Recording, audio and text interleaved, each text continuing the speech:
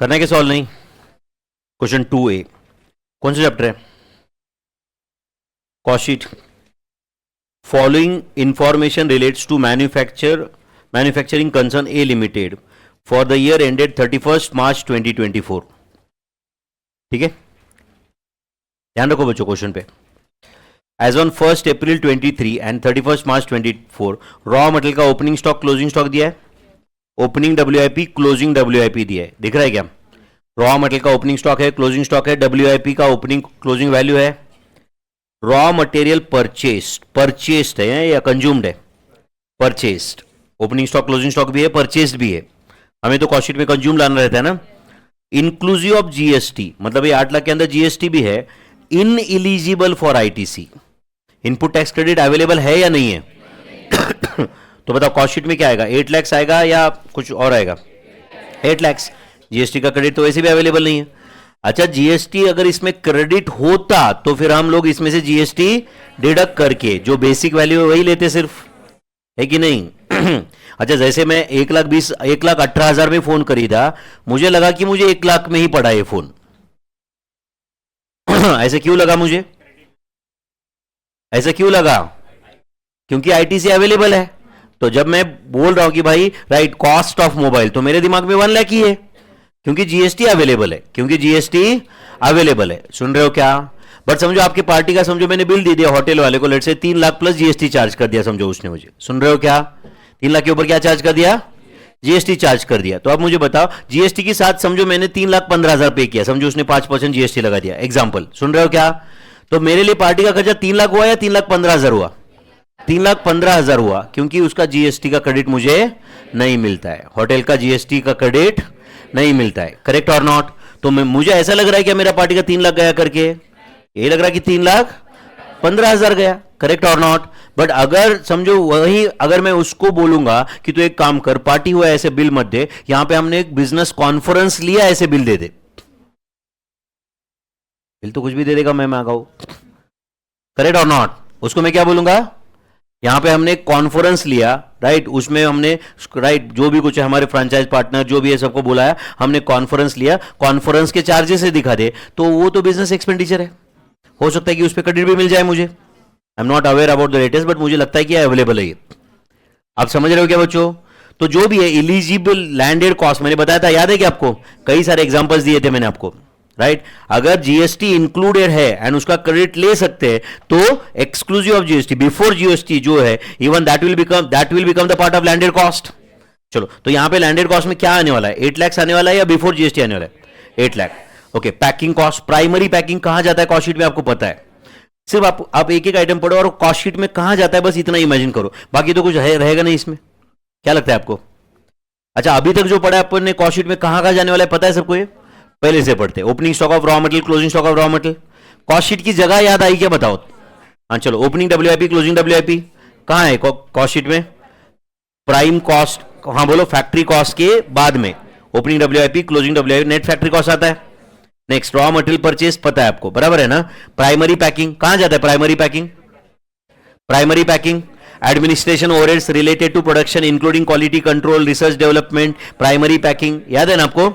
चलो next, fee paid to independent directors.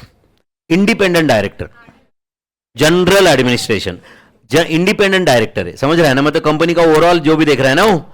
अच्छा, वो कोई प्रोडक्शन करता है कि इंडिपेंडेंट डायरेक्टर? तो क्या होगा ये? General administration. हाँ चलो नेक्स्ट बोलो, production bonus paid to factory workers, 10% of wages है, फैक्ट्री वर्क वेजेस का परसेंटेज है। ठीक है, चलो आगे देखते हैं। Job charges paid to job workers, job charges paid to job worker, direct expenses, ये जॉब करने के लिए कुछ वर्कर्स थे ना वो। चलो आगे बताओ, job charges paid. Then salary paid to supervisors, salary paid to supervisor.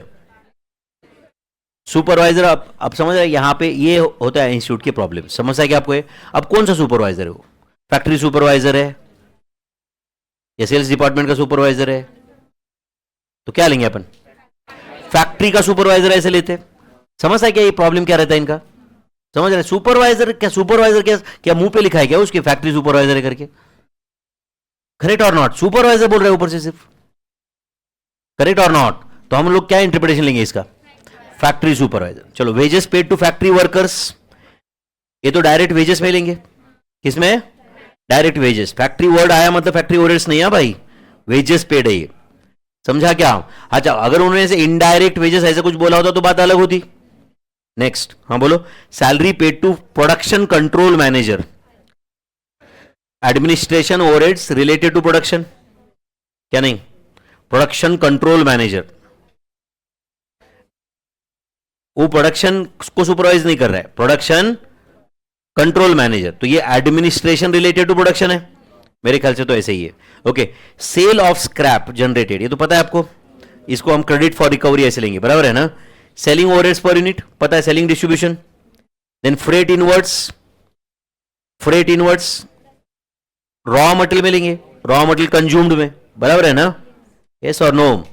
Salary to general manager तो पता है ना आपको, जनरल मैनेजर मतलब कहां जाएगा? जनरल एडमिनिस्ट्रेशन में। Expenses paid for quality control, ये तो हेडिंग है अपना, समझा ना। अच्छा, फिर ये डेप्रीसिएशन मुझे लगता है कोई प्रॉब्लम आएगा। Factory, building, plant and machinery, office, समझ रहा है ना। ऑफिस का डेप्रीसिएशन जनरल ओवरहेड्स में डाल देंगे, प्लांट एंड मशीनरी का फैक्ट्री ओवरहेड्स में, फैक्ट्री बिल्डिंग का फैक्ट्री ओवरहेड्स में, चलेगा क्या बच्चों? Then additional information, depreciation is charge on WDV method, ठीक है। Stock of finish goods as on 1 April 23 is 80,000, तो ओपनिंग स्टॉक ऑफ एफजी दिया हुआ है and closing stock is 70,000 units ऐसे बोला है, and during the period 4,50,000 units were sold, number of units sold भी दिया हुआ है आपको। A limited wants a profit of 20% on sales, मतलब 1/5 ऑफ सेल्स प्रॉफिट चाहिए, मतलब 1/4 of cost. Required to prepare a cost statement showing various elements of cost and profit earned for the year ended 31st March 2024।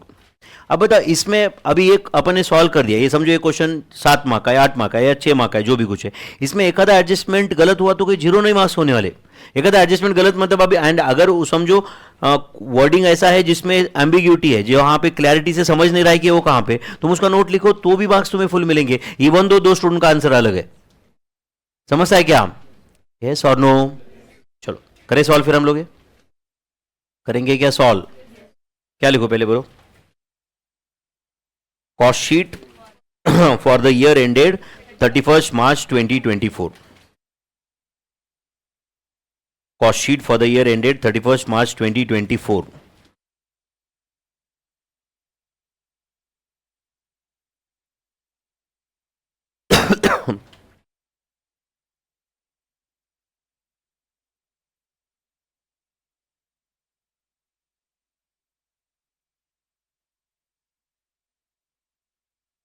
क्या कौन सा question है? Answer 2A ना, right, answer 2A।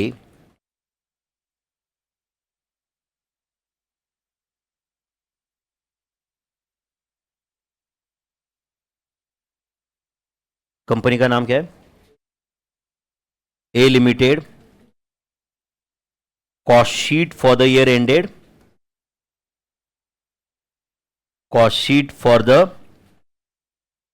year ended 31st March 2024, cost sheet for the year ended 31st March 2024। Particulars amount के 2 column बनाते, चलेगा? Particulars amount के 2 column,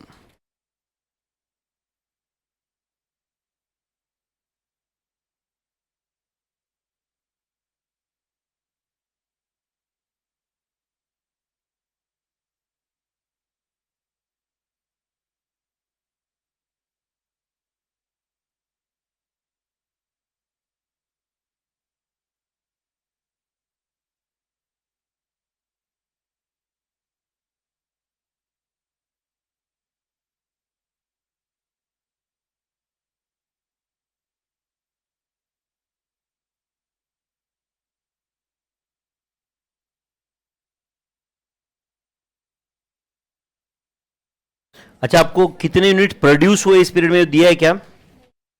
कितने यूनिट प्रोड्यूस हुए दिए है क्या? तो क्या दिया है? सोल्ड दिया है, ओपनिंग स्टॉक दिया है, क्लोजिंग स्टॉक दिया है, तो उसे नंबर ऑफ यूनिट्स प्रोड्यूस आ जाएगा। एक मुझे लगता है कि एक अराउंड 1.5 पेज इसको लगेगा, उसके पहले ही लिख देता हूँ वर्किंग नोट 1। एक अराउंड 1.5 पेज लगेगा ऐसे मुझे तो लगता है, अब तुम भी इतना एक्सपीरियंस है तुमको, उतना अंदाज ले लो तुम बराबर। वर्किंग नोट 1, वर्किंग नोट 1 में number of units to be produced in a year, बताओ प्रोड्यूस दिया नहीं है ना, number of unit produced during the year. क्या होता है फॉर्मूला प्रोड्यूस का? Number of units to be sold plus closing stock minus opening stock. Right down number of units to be sold during the year,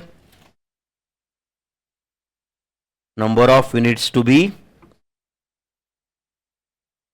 sold during the year plus closing stock of FG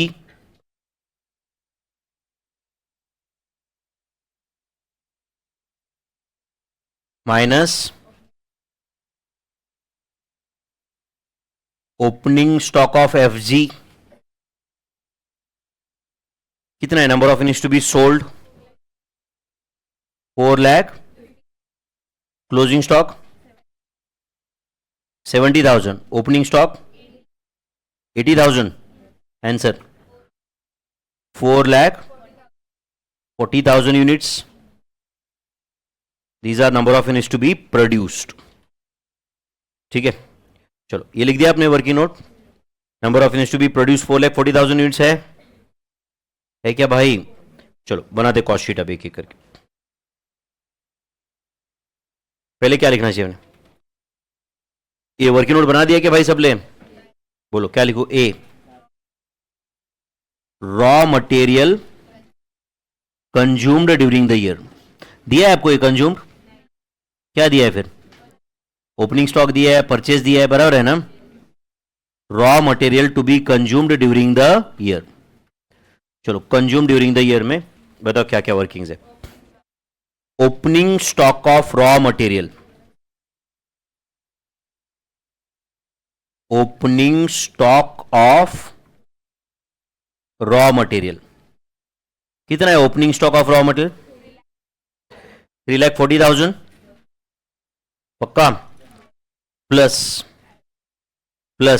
purchases during the year, purchases during the year. Raw material कितना purchase किया बता दो? 8 लाख, जहां तक मुझे याद आ रहा है उस पर फ्रेट भी था कुछ तो, प्लस फ्रेट इनवर्ड्स। याद है क्या आपको? परचेस एंड परचेस एक्सपेंडिचर कितना है? फ्रेट 8 लाख का 2% 16,000। सही है बच्चों? और कुछ रॉ मटेरियल स्क्रैप ऐसे कुछ नहीं है शायद, वो बाद में आएगा। क्लोजिंग रॉ मटेरियल से वर्डिंग नहीं है उधर कुछ, बराबर है ना। Closing stock of raw material कितना है? क्लोजिंग स्टॉक, क्लोजिंग स्टॉक कितना है? 1,80,000। तो रॉ मटेरियल कंज्यूम्ड जो भी है आउटर कॉलम को ले लो, 9,76,000 is raw material consumed. B direct wages, direct wages बोलो, डायरेक्ट वेजेस में बताओ क्या क्या? 1 wages paid to factory workers कितना है? 6,30,000। वर्कर्स बोला इसलिए इधर है, समझा ना। कुछ सुपरवाइजर, मेंटेनेंस मैनेजर ऐसा कुछ बोला होता तो ओवरहेड्स में जाता। नेक्स्ट कुछ बोनस भी दिया है उनको, production bonus paid to factory workers कितना है? 10% ऑफ व्हाट? वेजेस। तो इट इज 6,30,000 का 10% 63,000। टोटल ले लो आउटर कॉलम को, 6,93,000। कुछ डायरेक्ट एक्सपेंसेस भी है। क्या है डायरेक्ट एक्सपेंसेस में? Job charges paid to job workers, तो लिख देना heading direct expenses. Direct expenses में क्या है बोलो, उसके सामने लिख देना फिर जॉब चार्जेस पे, पूरा बताओ जैसे उन्होंने दिया वैसे, पेड टू जॉब वर्कर्स, ठीक है, job charges paid to job workers कितना था, डायरेक्ट आउटर कॉलम को ले लो 41,000 लिया आपने। तो इन तीनों के टोटल को क्या बोलेंगे अपन, प्राइम कॉस्ट और डायरेक्ट कॉस्ट, ऐसे बोल सकते ना हम इसको, डायरेक्ट कॉस्ट बोल सकते हैं कि नहीं, प्राइम कॉस्ट ए प्लस बी प्लस सी, कितना है prime cost 17,10,000 is the prime cost E. Prime cost में क्या ऐड करेंगे अभी, फैक्ट्री ओवरहेड्स, फैक्ट्री ओवरहेड्स को और क्या बोलते हैं, वर्क्स ओवरहेड्स, और क्या बोलते हैं, प्रोडक्शन ओवरहेड्स, बराबर है ना, फैक्ट्री ओवरहेड्स। बताओ फैक्ट्री ओवरहेड्स में क्या क्या है, एक एक करके बताओ। चलो पहले लेते हैं डेप्रीसिएशन ऑफ फैक्ट्री बिल्डिंग लेते, चलेगा क्या, डेप्रीसिएशन ऑफ फैक्ट्री बिल्डिंग, तुम ही बताओ मुझे कितना है, क्वेश्चन देखो और बताओ, depreciation of factory building, question देखो और बताओ, 2 लाख कैसे आया वो भी बताओ, 21,87,000 का 10%, 2,18,700, समझा क्या आपको, ये डेप्रीसिएशन का रेट दिया हुआ है, उसका WDV दिया हुआ है ओपनिंग, है कि नहीं। Next depreciation on plant and machinery, depreciation of plant and machinery, plant and machinery का डेप्रीसिएशन कितना है, 11,56,000 का 15%, 1,173,400। चलो नेक्स्ट, इंश्योरेंस ऑफ क्या, इंश्योरेंस ऑफ फैक्ट्री बिल्डिंग है, इंश्योरेंस ऑफ क्या है बोलो, factory building, insurance of factory building, insurance of factory building कितना है, 25 लाख का 2%, 25 लाख का 2%, इज इट 50,000। और कुछ इंश्योरेंस है, insurance of plant and machinery, insurance of plant and machinery कितना दिया हुआ है, 15 लाख का 2%, 15 लाख का 2% कितना, 30,000। ओके ये होगा insurance of plant and machinery. Then salary paid to supervisors, supervisor हमने एज्यूम किया है फैक्ट्री सुपरवाइजर है, बराबर है ना, बोलो कितना है salary paid to supervisors, 6 lakh, उन्होंने क्या लिखा है, सैलरी पेड टू सुपरवाइजर्स इतना ही लिखा है ना, लगे तो और आंसर को सेव करना है तो ब्रैकेट में लिख देना assumed to be factory supervisors, assumed to be factory supervisors, ऐसे लिख रहे हैं आप।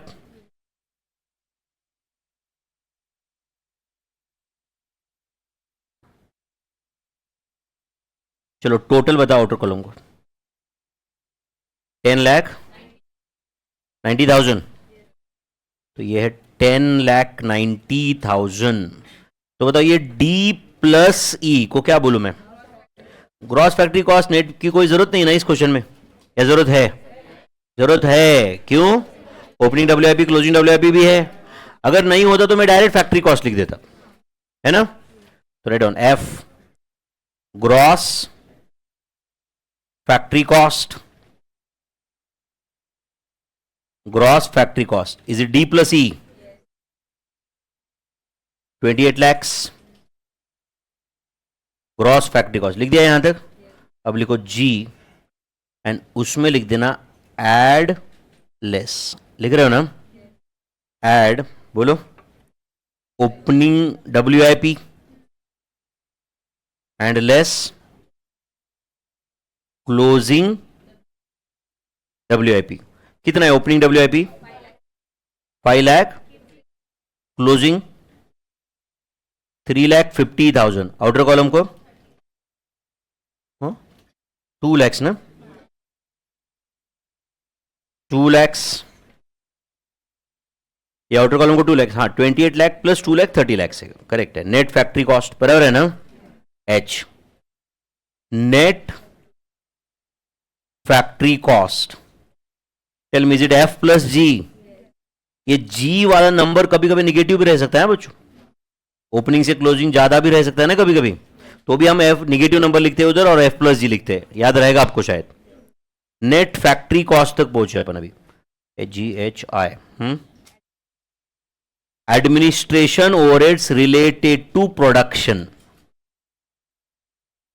एडमिनिस्ट्रेशन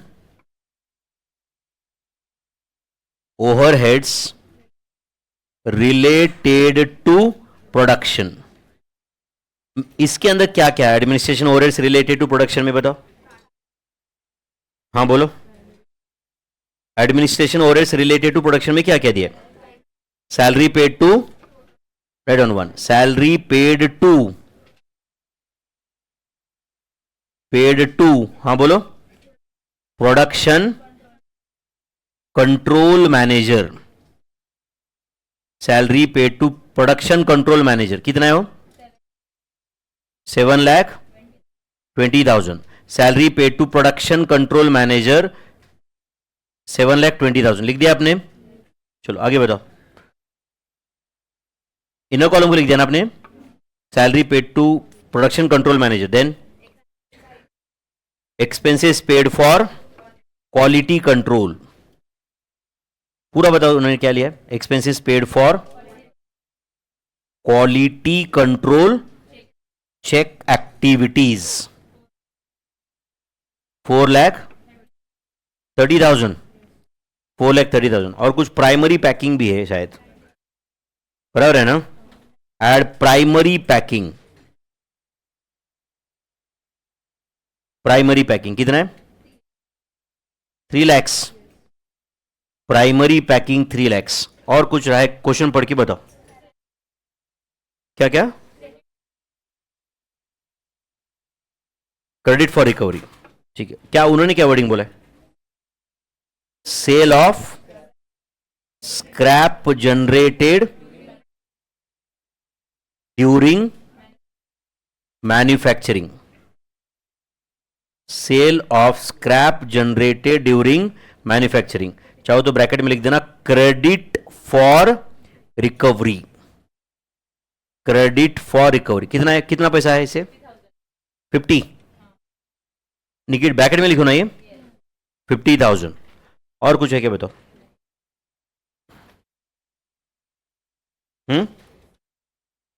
और कुछ भी नहीं है ना? टोटल ले लो आउटर कॉलम को, 14 lakhs, इज इट 14 lakhs? चलो बोलो। जे क्या लिखो? कॉस्ट ऑफ प्रोडक्शन कितना है? कॉस्ट ऑफ प्रोडक्शन, अच्छा cost of production of how many units? 4,40,000 units. Number of units produce तो इतना ही है ना? Cost of production of 4,40,000 units. Tell me is it H plus I? H plus I, answer दो। 44 लाख। अच्छा ये COGS है या कॉस्ट ऑफ प्रोडक्शन है? कॉस्ट ऑफ प्रोडक्शन, तो K लिखो, उसमें लिखना पड़ेगा एड लेस। एड क्या आएगा? Opening stock of finish goods, opening stock of finish goods less closing stock of finish goods. बताओ कितना है ओपनिंग स्टॉक? 80,000 यूनिट्स है ना वो, उसका वैल्यू बताओ। 8 lakhs।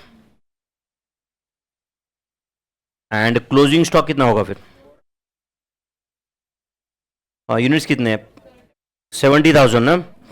एक काम करो, इधर ब्रैकेट में लिख देना 44 lakhs divided by 4,40,000 units into 70,000 units.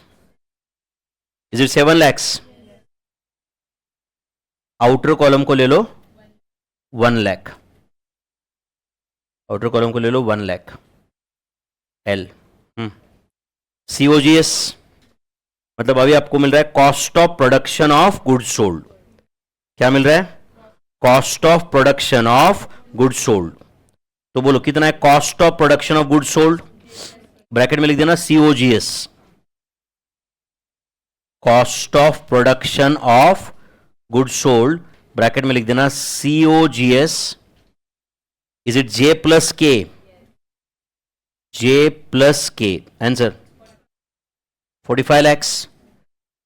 अच्छा, यहां से अपने को कॉस्ट ऑफ सेल्स तक पहुंचना है अभी, तो क्या ऐड करूं? Selling, distribution, marketing, general administration, overheads. Head on heading, ठीक है, LM, selling comma distribution comma marketing comma general administration overheads, general administration overheads, selling, distribution, marketing, general administration overheads 1। बोलो क्या क्या है उसमें?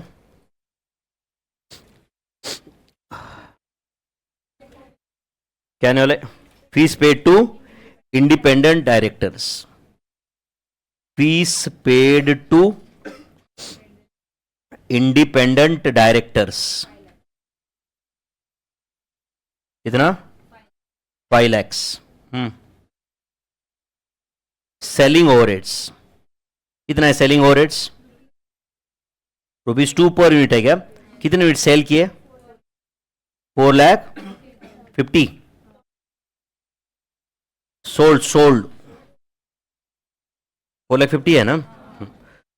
सेलिंग ओवरहेड्स तो sold पे आएगा ना? 4,50,000 यूनिट्स इंटू ₹2 9 लाख। इधर प्रोड्यूस नहीं आएगा, समझता है ना? और salary paid to general manager, salary paid to general manager कितना? 12,40,000 एंड